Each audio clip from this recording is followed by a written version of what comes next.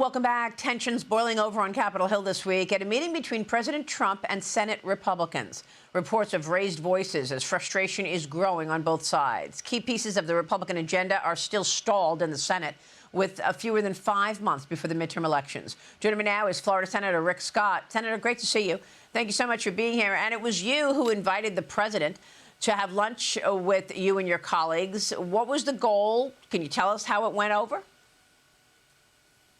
Yep. So on Wednesdays, I run the policy lunch in the Senate. I'm responsible for the conservatives in the Senate. It's a lunch we hold.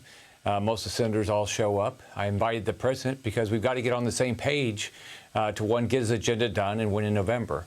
So the president came. He was furious. He's in the middle of negotiation to stop, Iran from having a nuclear weapon, to bring peace to the Middle East. And, he was furious that there was a vote the day before in the middle of these negotiations that said that, he had to withdraw troops. So he came in furious with the people that voted for that. We also talked about we've got to pass the Save America Act. It's the most popular bill since I've been up here. He's very clear. If we want to secure elections, we got to pass the Save America Act, and he's frustrated we haven't gotten it done. So my goal was, I'm a business guy. You bring people together, you have conversations, you find out where there's common ground, and you go to get something done. You don't say you don't take no for an answer. That's how the president is. Yeah, I'm sure. But why is it that the Senate can't get the Save America Act across the finish line? Is it just a couple of senators who don't want to advance President Trump's agenda, or is it just the Democrats? Well, the Democrats they're all lockstep.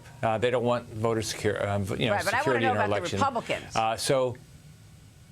Well, we have the votes. We have the votes for voter ID. We have the votes for you have to be an American registered to vote. But it's going to take either getting rid of the filibuster or saying we're going to talk until we're done talking. The filibuster was to stop debate.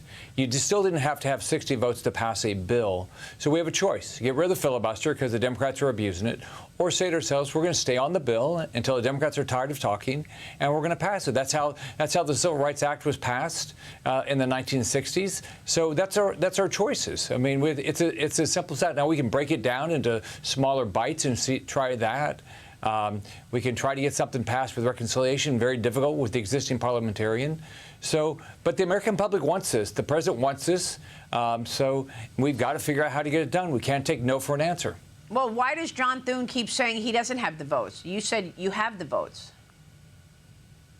Well, right now, there's not enough Republicans that want to get rid of the filibuster. I mean, I think we all have to decide, okay, so are we willing to, if we're not willing to get rid of the filibuster, then the next choice is enforce the filibuster.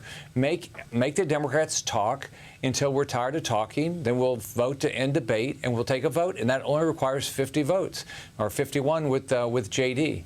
And we have the votes to pass the original Save America Act that Mike Lee original bill. So I think that's our choices. So I think we have to figure out how to get it done. The Senate obviously adjourning until July 13th for this holiday break, and members of the House are also frustrated over the Save America Act. They've already passed it. Majority Leader John Thune claims he doesn't have the votes over and over. But I also spoke with Senator Cynthia Lummis yesterday. She had a different tone. Here's what she said. Watch. If the president wants to talk about the Save America Act, he's aware, because of Senator Thune's remarks, that we don't have the votes to pass the full spectrum of ideas that fall under the Save America Act. But we probably do have the votes to get certain portions of it passed. So we need to smartly break up Save America Act and get those components that we can get passed that will make a difference enacted. So what would make a big difference? I mean, would you expect that having ID to vote and proving your citizenship will fly going into the midterms? Do you think you could pass something like that? Yes, I think that we could pass something like that. What about that, Senator? I agree with Cynthia. People want voter ID. I mean, the public wants this. And so I agree. We've got to do something. We've got to show the American public we're going to fight like hell to secure elections. And so that's what they want. So voter ID, let's vote on it.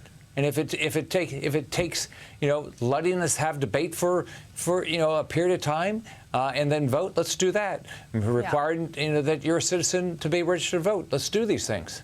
Do you think there's time in the Senate for a reconciliation package? I mean, in the House, Speaker Johnson is considering this third reconciliation package to get the Save America Act across the finish line, attach it there.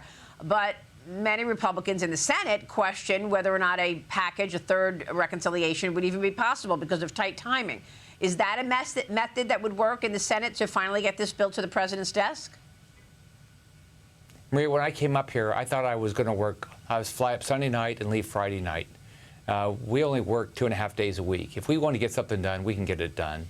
It's really just, do we want to get it done? We need to do a third reconciliation for a couple of reasons. One, to get the military budget we need. Number two is Democrats want to shut down government October 1. I think the only way we're not going to shut down government is if we do a reconciliation and pass, government funding like we had to do for ICE and CBP. So we can do it, but it might require us to stay up there and lose some of our recess and work 5 days a week. I'm a business guy. That's what we did. We worked 7 days a week. Right. Well, you raised the alarm with me last week when you joined me about the potential of another government shutdown. Obviously, funding runs till the end of September. This would be the third government shutdown in the 119th Congress. I guess you said it was possibly the fourth in 2 years. You circulated a plan on how to avoid a shutdown with your colleagues, right? Tell us about that. Yeah, I sent a letter. I mean, here's our choices. Every day, let's vote on a continuing resolution and show people that we want to keep government open. Democrats want to close it. That's number one. And number two is there's some bills that we should do. Ron Johnson has a bill that says we don't have government shutdowns. We just have continuing resolutions. He says we pay all government workers. Those are two bills that we should be able to pass. And then finally, if those don't work, we have to do a reconciliation. We cannot be shutting down government. It's not great for the economy. It's not great for the federal workers. It's stupid. Well, it's certainly not the way it's supposed to work, Senator. It's not the way that people want. No, I mean, how's this good for the country? Yeah, exactly. Senator, it's great to get your take on all of this. We'll be watching your work as always. Thank you, sir. Bye, Maria. By Senator Rick Scott. Quick break, and then futures this morning are lower. Take a look. We're off of the lows of the morning, but investors are rolling out of tech stocks again as that chip sell-off continues. The NASDAQ right now down 317. The Bear Traps Report founder Larry McDonald will join us and weigh in on that. You're watching Mornings with Maria live on Fox Business. Stay with us.